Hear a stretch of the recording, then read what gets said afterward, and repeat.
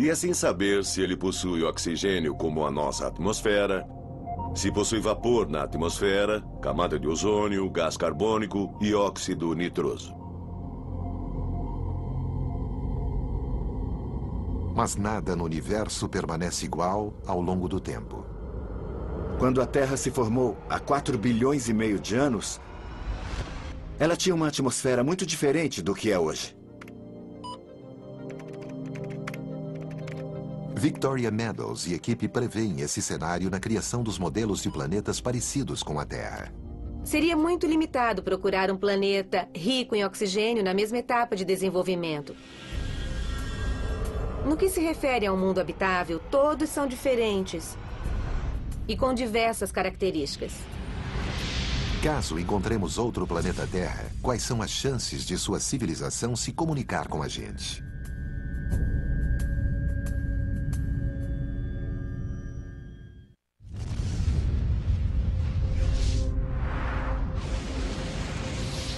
Qual o número de civilizações inteligentes que podem existir em outros planetas Terras no universo? Quais fatores devem ser considerados nessa equação? Quantas estrelas existem? E quantas delas possuem planetas? Quantos desses planetas estão perto e possuem água? E assim por diante. Este é um problema que intrigou astrônomos como Carl Sagan e Frank Drake décadas atrás. Drake chegou a uma equação que estima que pode existir mais de 1 milhão de civilizações apenas na nossa Via Láctea. A equação de Drake é uma série de números dispostos de tal maneira que fornece um caminho para estimar aproximadamente quantas civilizações inteligentes existem lá fora.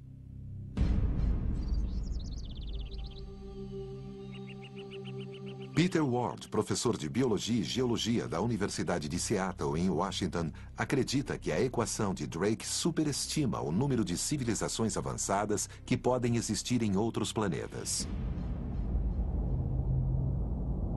Ward e o professor de astronomia Tom Brownlee explicam no livro Rare Earth por que consideram a complexa vida animal, bem como a dos humanos, bastante rara no universo. Começamos a pensar que não é tão simples e que existem outras coisas envolvidas. Ele cita vários fatores que baixariam o número original estimado pela equação de Drake de quantas formas de vida existiriam na Via Láctea e, por extensão, no universo. Primeiro, placas tectônicas. Placa tectônica é uma porção de crosta terrestre em movimento, mas o que tem a ver com a existência de vida em um planeta? Tem porque produz uma reciclagem de elementos. E essa reciclagem possui pontos fundamentais. O mais importante é a produção de uma escala de temperatura. É como o termostato do planeta. Se ficar quente demais, a placa tectônica se move e auxilia no resfriamento.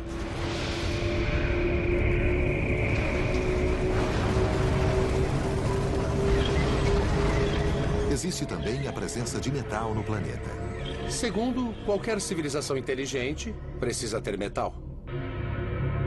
É difícil encontrar metal em planetas como Marte ou Vênus. Mas as placas tectônicas se movimentam, abrem fendas e o metal vem à tona. E o que mais? Precisamos de Júpiteres. Ter por perto gigantes gasosos da classe Júpiter, com sua enorme força de atração nos limites distantes do sistema solar, é proteção certa para os planetas ao seu redor contra frequentes impactos potencialmente catastróficos. Isso acontece porque Júpiter segura gravitacionalmente os asteroides e os cometas em sua órbita, e os arremessa uns contra os outros. E assim, a Terra não é atingida pelos fragmentos de tantos impactos. E é esse elemento de proteção que faz com que a vida continue. O impacto desses asteroides e cometas é responsável pela extinção em massa, como aconteceu com os dinossauros. Há 65 milhões de anos, um asteroide atingiu a Terra e exterminou os dinossauros que aqui habitavam.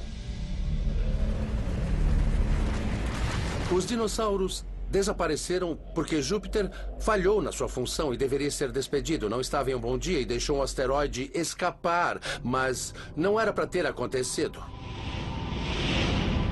O cometa Shoemaker-Levy colidiu contra Júpiter na segunda metade do século passado Porque Júpiter cumpriu sua função. É bom estar no mesmo sistema que Júpiter e existem equações para isso.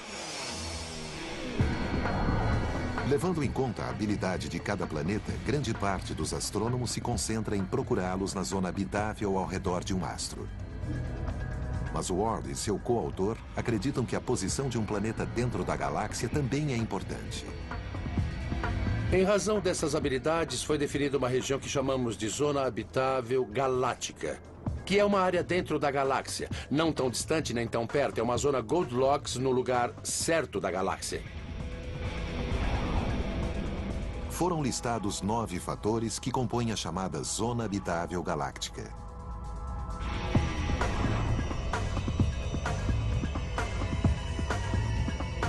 Até a posição da Terra na galáxia foi considerada, longe das estrelas de nêutrons assassinas,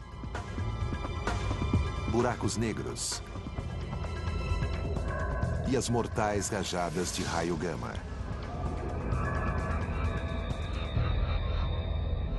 A lista inclui porcentagem de astros que possuem planetas e quantos deles possuem vida microbiana.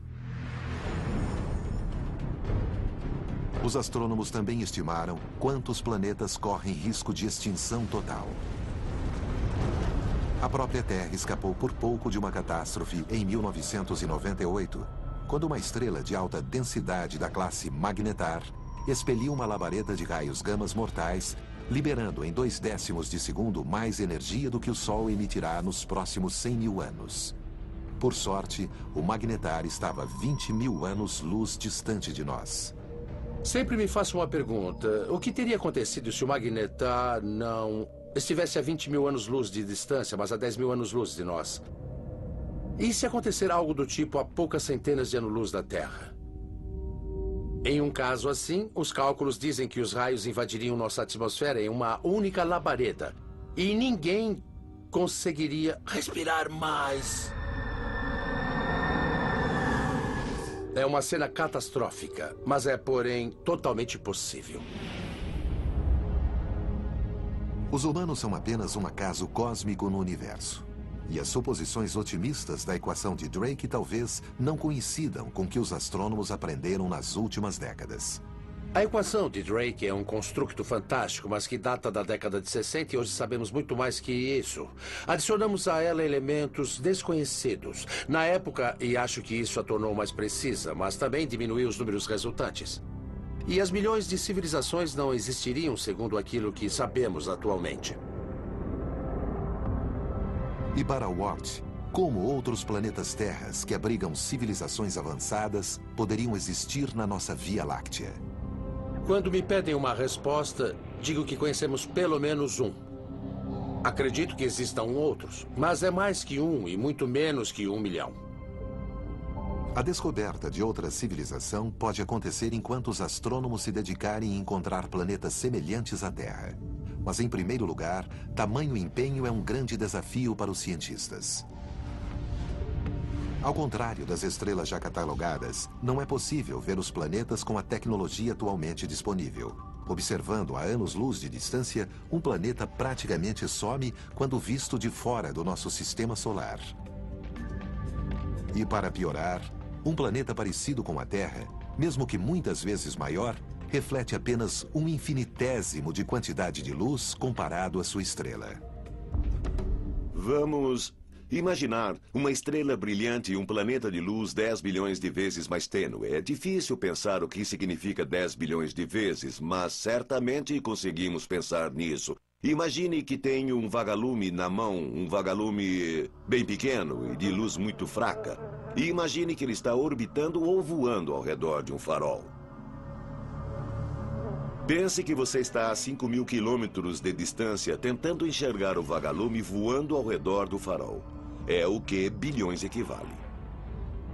Vamos supor que você enxergue um vagalume a 5 mil quilômetros e que tem de verificar se ele está respirando, analisando o gás por ele exalado. Este é o desafio de um astrônomo que primeiro deve encontrar um planeta e depois descobrir como é a sua atmosfera. Mas já existem maneiras indiretas de buscar planetas extrasolares. Se isto aqui fosse o astro e este outro o planeta que passasse em frente